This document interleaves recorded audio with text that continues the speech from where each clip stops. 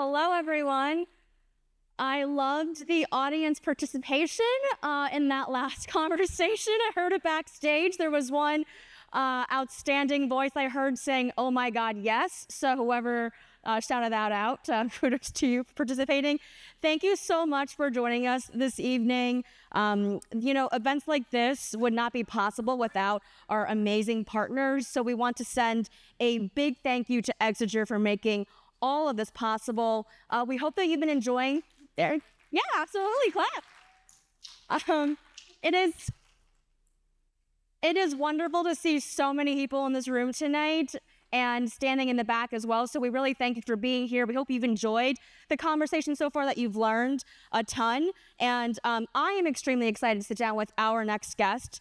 Our View from the Top segment is with the CEO of Exiger, Brandon Daniels. So please join me in giving a warm welcome to the stage, Brandon Daniels, the CEO of Exiger. All right, welcome. Hey, thank you. All right. We have a lively crowd this evening. I know. It was brave of Secretary Lutnick to ask a question of the crowd. I don't know if I'm gonna do that as well. We'll see. It's your stage. Yeah. But I do want to start big picture, because your AI, Exiger's AI, is built to provide transparency into the supply chains, very, very deeply into the supply chain. So why is this kind of visibility so critical at this moment? Yeah. So I lied. I will ask a question. Okay. Has anyone heard anything about trade being volatile right now? Raise your hand. Has anyone heard anything about tariffs, right? 10 years ago, did anyone think supply chain was sexy? Yeah, okay. There you go. A couple of ne'er-do-wells. So let's be real. The world is outsourced. We hear from our clients that 90% of the cost of manufacturing the products that they deliver to their customers, 90% of it is the goods that they purchase from third-party companies, from their supply chains. And so we're completely fragile to the supply chains that support us, right? And that has been increasing since the 80s. The entire world is de-verticalized, right? And so you've had increasing specialization across all industry sectors. It doesn't matter if we're talking about servers, or we're talking about weapon systems, or we're talking about pharmaceuticals. There are companies that just manufacture this specific API or chemical or excipient that goes into upstream drugs, right? And that hyper specialization, it's led to globalization as well. And just-in-time delivery has afforded that globalization. And so when you think about what has happened, the world has diversified, it's expanded, and most companies, their entire operation is actually a group of hundreds or thousands or tens of thousands or hundreds of thousands of companies that are downstream from them. So that kind of exponential scale, it creates a need for people to get visibility to it. And most people don't. Most CEOs, 67% of CEOs can't see past their even tier ones, right? So there's a lot of issues in terms of visibility. The second problem is there's pervasive risk. So at the end of 2024, we were dealing with an issue where every single day, it felt like there was a new supply chain issue. There were multiple hurricanes, if everybody remembers Hurricane Helene. In Europe, there were torrential rains. There were actually the equivalent of hurricanes in the Mediterranean. You also had China impose export controls on germanium, gallium, antimony to the United States, critical minerals for all advanced technology. And I'm not just talking defense, I'm talking satellites, I'm talking advanced computing, I'm talking critical components for our quantum computing future. And so you have multiple risks that were all happening at once. And if you remember, there were pervasive labor strikes. And remember, there were all of those labor strikes that hit the ports. And so it felt like every day we were updating our clients on something new. How are they ever supposed to prioritize when they have hundreds of thousands of suppliers meeting, a multitude, a pervasive explosion of risk? What you need are systems that can first help you to map those multi-tier supply chains. And our artificial intelligence, the most advanced in the world, we're the largest company in the world doing this.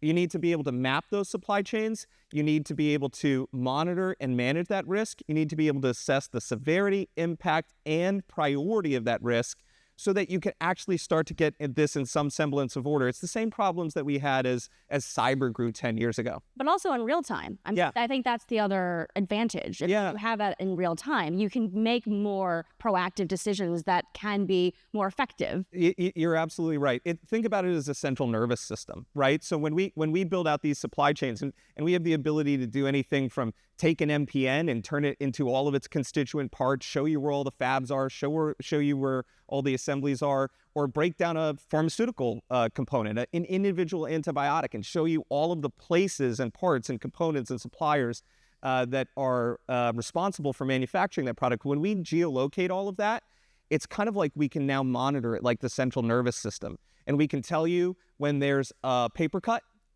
ignore it. Yeah. Or we can tell you when you just got shot directly to the center mass, and we should figure something out. Yeah. And that's what's happening, by the way, with the weaponization of the periodic table with China right now.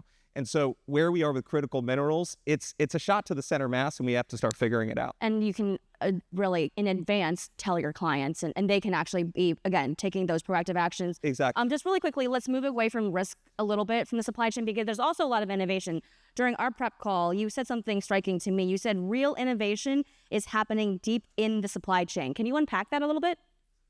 So how does the West win? That's the thing that I've been thinking most about when it comes to supply chain technology. How does the West win? How do ideas win? How do global democracies win? And the only thing I can think of is scaling disruption.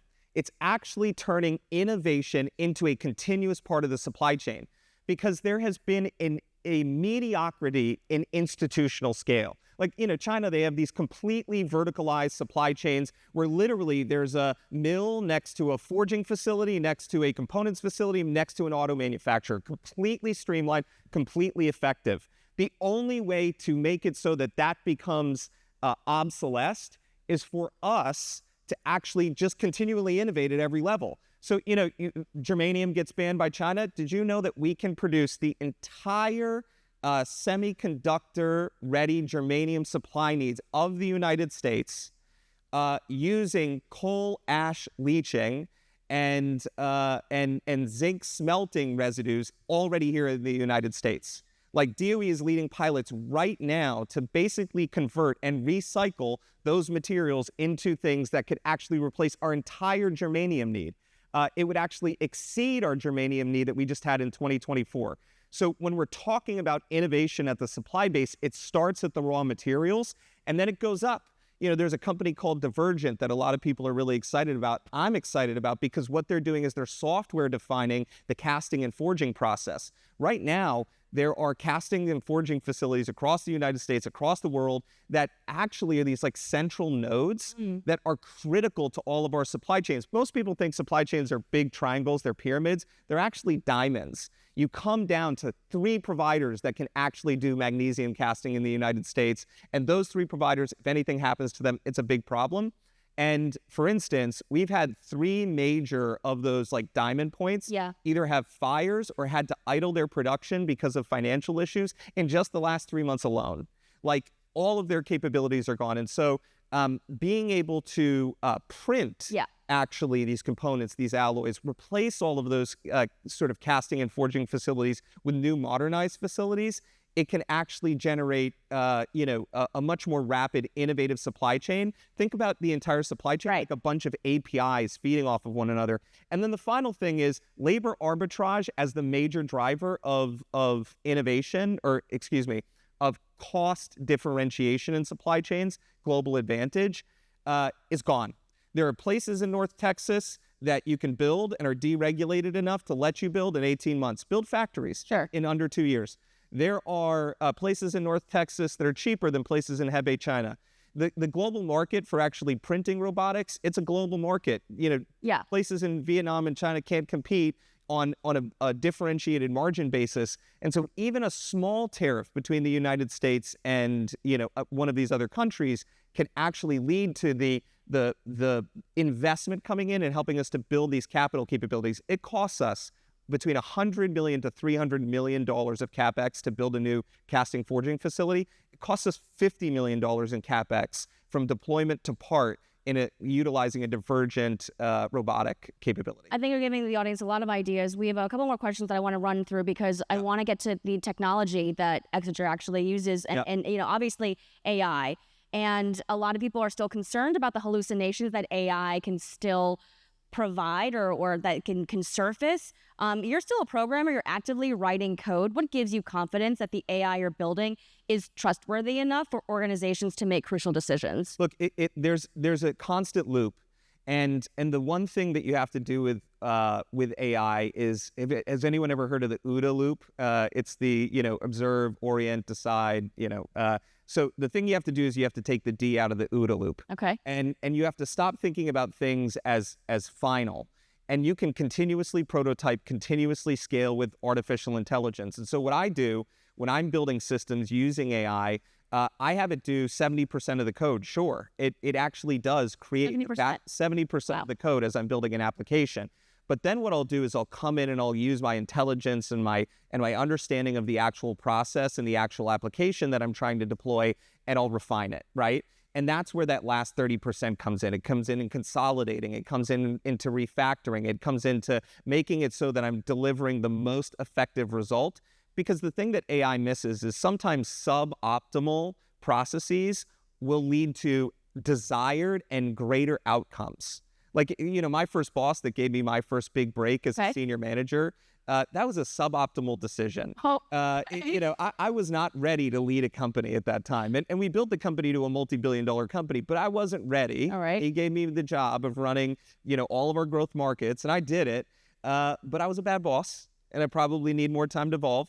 But he saw something in me, and he saw that I was going to help them to drive 100% year-on-year growth for 3.5 years. And he saw that I was going to help them to actually achieve the valuation that we wanted to. He saw that I was going to help us turn, the business into a software business. So it was a suboptimal decision. AI would never have picked me. Okay. But I'm pretty sure I got us to better results than the other guy. All right, keep that note and you're fresh in your mind, everyone. I want to switch gears lastly to the mission of Exiger, which is to make the world safer, more transparent, and successful. How does that work in AI-driven supply chain management actually contribute to the mission that you have? So there are really three things. One, our artificial intelligence helps to get people out of modern slavery.